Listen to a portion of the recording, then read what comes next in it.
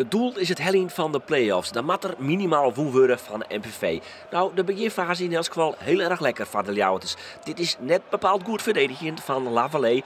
En Isaac Colon wordt je del Lutsen. En de skizochter beoordeelt dan dat het een trobrutse speler is. En dan had hij misschien wel een punt. De trainer van MVV het er net maar eens. Maar hier zie je wel dat Calon in principe in de mier komt bij de keeper. En dus een rode kaart en de Limburgers trog met 10 man.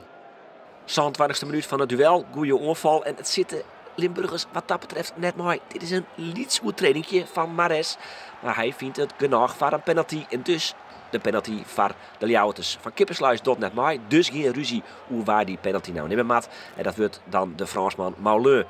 En die zit hem keurig in de hoeken, keeper kent er net bij, 1-0 voor Cambuur. En Henk de Jong, de trainer van Volunteer, shot dat het ontnauwta goed zit. Dit is een onval weer van de Ljouwerters en de training is van Jordi Kroeks.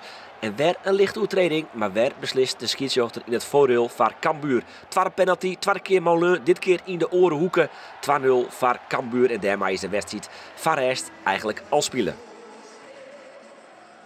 Tweede helft dan, prima onval. Robert Schilder, hij mooi fot, maar jullie die toch wel even zien dat hij een goed schot in de voeten had. En als de wedstrijd al net beslist wie, dan is hij dat nou vol. 54e minuut van het duel. En MVV zit maar 3-0 achter.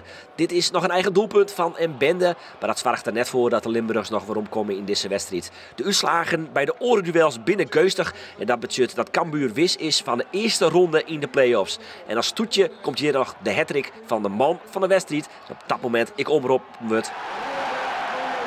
Robin Mauleux scoort een hattrick en zwaar gaat voor de Fjouweringen. Cambuur gaat naar de eerste ronde van de play-offs. En had zelfs nog een lietse kans op het helling van de hele finale van de play-offs. Maar van de wedstrijd dus, Mauleux. Yeah, this game was really important.